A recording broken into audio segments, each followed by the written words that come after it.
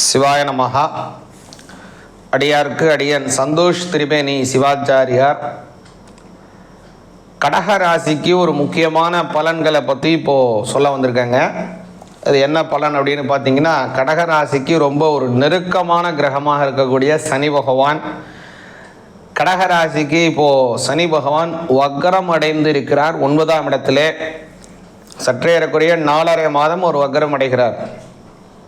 எப்போ ஆரம்பிச்சுன்னு பார்த்தீங்கன்னா, ஜூலை மாதம் 15ஆம் தேதி 2026 தமிழ் தேதி பார்த்தீங்கன்னா ஆனி மாதம் 31ஆம் தேதி புதன்கிழமை அன்றைய தினத்திலேருந்து நவம்பர் மாதம் 30ஆம் தேதி 2026 கார்த்திகை மாதம் 14ஆம் தேதி திங்கட்கிழமை அதுவரை அவர் வக்ர பயிற்சியாக போய்கொண்டிருக்கிறார். நேர்கதியிலே இருக்கக்கூடிய நிலையை மாற்றிக்கொண்டு வக்ர காலம், அதாவது ரெட்டோகிரேட் மோஷன் அப்படின்னு சொல்லுவாங்க, அதற்கு அவர் மாறுகிறார். இந்த சமயத்தில் சனி பகவானுடைய பலன்கள் கொஞ்சம் வேறு விதமாக கிடைக்கும். முக்கியமாக கடகராசிக்கு அது கொஞ்சம் பலனை அப்படியே மாற்றியே தருவார். ஏன்னா ஒவ்வொரு ராசிக்கும் பார்த்தீங்கன்னா சில பலனை கெடு பலனை மாற்றி நல்ல பலனை தருவார். ஒரு சில ராசிக்கு கெடு பலனையும் அதிகமாக கொடுப்பாரு, சில ராசிக்கு பார்த்தீங்கன்னா நல்ல பலனை அதிகமாக கொடுப்பார். அது மாதிரி உள்ள சூழ்நிலையில் கடகராசிக்கு இப்போ உள்ள காலம் எப்படின்னா, அவர் அப்படியே மாற்றி விடுவார். நல்ல பலனை கெடு பலனாகவோ கெடு பலனை நல்ல பலனாகவோ கொஞ்சம் மாற்றுவார். என்ன சுவாமி இப்படிலாம் சொன்னீங்கன்னா பயமாக இருக்குது அப்படின்னு நினைக்காதீங்க. கடகராசிக்கு இதுவரை அஷ்டமஸ்தானத்திலே இருந்த சனி பகவான் ஏற்கனவே சனி பயிற்சியிலே 9ஆம் பாவத்துக்கு மாறிவிட்டார். அஷ்டமாதிபதி 9ஆம் இடத்திலே செல்லக்கூடிய காலம் அது நல்ல காலமாக இருந்தாலும் கூட சில வகையிலே அது பொருளாதார ரீதியாக தடைகளை தரக்கூடியதான ஒரு அமைப்பு இருக்கு. அது எல்லாம் இப்போ என்ன ஆகும்னா மாறும்.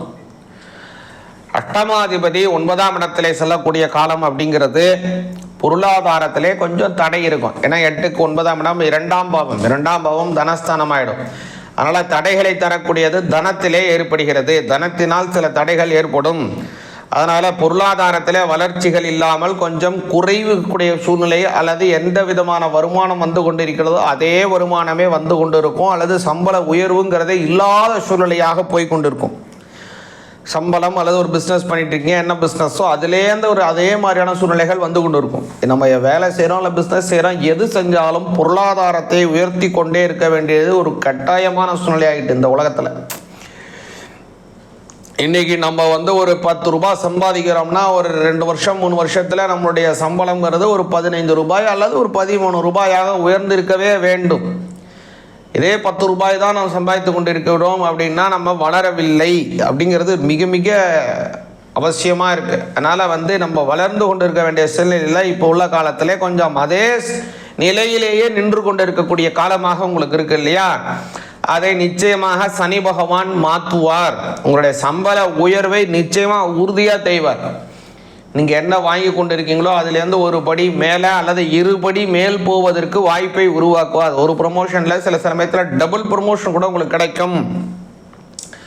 சொந்தமாக தொழில் செய்பவர்களுக்கு அதிகப்படியான முகவர்கள் அவங்களை சேருவாங்க. அதன் மூலமாக பொருளாதாரத்திலே உயர்வான அந்தஸ்து உங்களுக்கு கிடைக்கும்.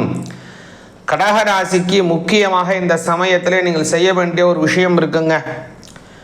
அது என்னன்னு பார்த்தீங்கன்னா, திருவண்ணாமலை சென்று வர வேண்டும். திருவண்ணாமலை தரிசனம் செய்யணும்.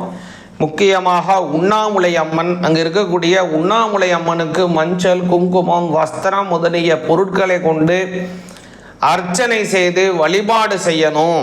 இதை நீங்கள் பௌர்ணமி தினத்தில் செய்யலாம், அல்லது வெள்ளிக்கிழமை செய்யலாம், அல்லது உங்களுடைய கடக ராசியிலே சந்திரன் பிரவேசித்து இருக்கக்கூடிய காலம். கடகராசியில் எப்போ செய்வார்னா, இன்றைய தினம் ஆயில்ய நட்சத்திரமாக இருக்குது, அல்லது பூச நட்சத்திரமாக இருக்குது, அல்லது கொஞ்சம் புனர்பூச 4ஆம் பாதத்தில் வந்தாலே வந்துடுவார்.